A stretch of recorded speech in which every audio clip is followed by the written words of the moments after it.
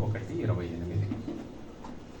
మనుష్యుని క్రీస్తునందు సంపూర్ణునిగా చేసి ప్రతి మనుష్యుని క్రీస్తునందు సంపూర్ణునిగా చేసి ఆయన ఎదుట నిలవబెట్టవలనని సమస్త విధములైన జ్ఞానముతో మేము ప్రతి మనుష్యునికి బుద్ధి చెప్పుచు ప్రతి మనుష్యునికి బోధించుచు ఆయనను ప్రకటించుచున్నాము.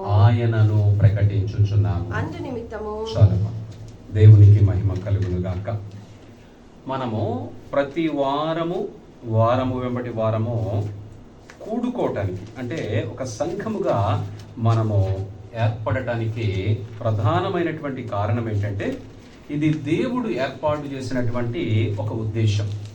అంటే ప్రతి ఒక్కరు కూడా ప్రతి దినము దేవుని వాక్యము చేత నింపబడి దేవుని వాక్యములో ఉన్నటువంటి పవిత్రతను వారందరూ కూడా కలిగి ఉండి దేవుని ఎదుట నిలువబడేటువంటి ఒక పరిశుద్ధమైనటువంటి వ్యక్తులముగా, పరిశుద్ధమైనటువంటి వధువుగా మనము దేవుని ఎదుట నిలబడాలని సంఘం యొక్క ఉద్దేశం.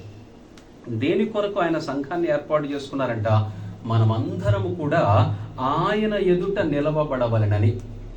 దాని కొరకే ఆయన సమస్త విధములైనటువంటి జ్ఞానముతో మేము ప్రతి మనుష్యునికి బుద్ధి చెప్పుచు ప్రతి మనుష్యునికి బోధించుచు ఆయనను ప్రకటించుచున్నాం.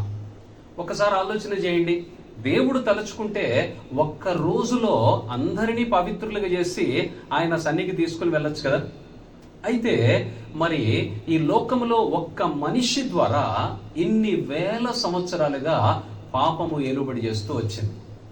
ఆదాము వల్ల మనకు కలిగినటువంటి లాభమా నష్టమా అని ఆలోచన చేస్తే నష్టం కలిగింది. యేసుక్రీస్తు ప్రభువారి వల్ల లాభము కలిగింది. వాక్యం ఏమని మాట్లాడుతుందంటే, ఒక మనుష్యుని యొక్క అపరాధము వలన లోకమంతా కూడా పాపములో కూరుకుపోయినటువంటి పరిస్థితి. మరి ఎప్పటి నుండో భయంకరమైనటువంటి పాపములో ఉన్నటువంటి మనుష్యులను పవిత్రతలోకి తీసుకురావాలి అని అంటే ఇది ఒక్క రోజుతో అయ్యేటువంటి పని కాదు.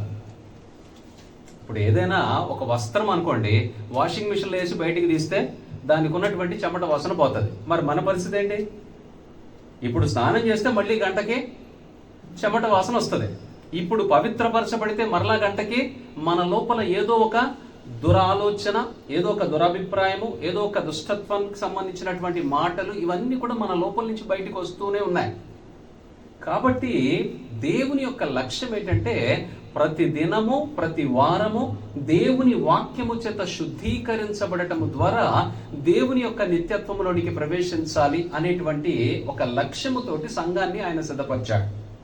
యేసుక్రీస్తు ప్రభువారి యొక్క లక్ష్యం ఏమిటనంటే, ఖచ్చితంగా తనను విశ్వసించినటువంటి వారందరినీ కూడా నిత్య రాజ్యములో కూర్చుండబెట్టాలి అనేటువంటి లక్ష్యముతో ఆయన పనిచేస్తున్నాడు. అందుకే ఆయన వ్యక్తిగతంగా పరిచర్య చేసినప్పుడు కూడా ఆయన శిష్యులను గద్దించినటువంటి ఆ గద్దింపులు మనం చూస్తున్నాం.